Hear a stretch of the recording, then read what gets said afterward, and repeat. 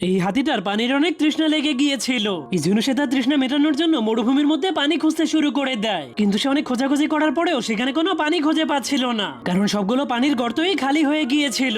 কিন্তু তখনই হঠাৎ করে সে অনেক বড় একটা ডাইনোসরকে দেখতে পায়, যা দেখে সে অনেক লোভে পড়ে সেই ডাইনোসরের মাংস খাওয়ার জন্য সেই দিকে দৌড়াতে শুরু করে দেয়। কিন্তু সেখানে যাওয়ার পর সে আর কোনো ডাইনোসরকে খুঁজে পায় না, সে শুধুমাত্র অনেক সুন্দর একটা ফল গাছকে খুঁজে পায়। যা দেখার পর সে অনেক লোভে পড়ে যখনই সেই ফলগুলোকে খাওয়ার জন্য গাছ থেকে পারার চেষ্টা করে, তখনই সে অনেক গভীর একটা গর্তের মধ্যে পড়ে যায়। এই জন্য হাতিটা অনেক ভয় পেয়ে সেই গর্ত থেকে বের হওয়ার জন্য অনেক চেষ্টা করতে থাকে, কিন্তু তবুও কোনো উপায় না পেয়ে সে তার 4 হাত পায়ের মাধ্যমে উপরে ওঠার চেষ্টা করে, কিন্তু এবারও সে ব্যর্থ হয়ে যায়। এর কিছুক্ষণ পর সেখানে একটা গন্ডার এসে সেই গাছের মাধ্যমে তার শরীর চুলকাতে শুরু করে দেয়। কিন্তু তখন সে হাতির কান্নার আওয়াজ শুনতে পেয়ে সেই গর্তের সামনে চলে গেলে হাতিটা তার কাছ থেকে সাহায্য চাইতে শুরু করে দেয়। কিন্তু সেই গন্ডারটা এতটাই খারাপ ছিল যে সে হাতিটাকে কোনো সাহায্য না করেই সেখান থেকে চলে যায়। এর কিছুক্ষণ পর সেখানে অনেকগুলো পাখি খাবার খাওয়ার জন্য চলে আসলে তাদের মধ্যে একটা পাখি হাতিটাকে দেখতে পায়, যা দেখে তাদের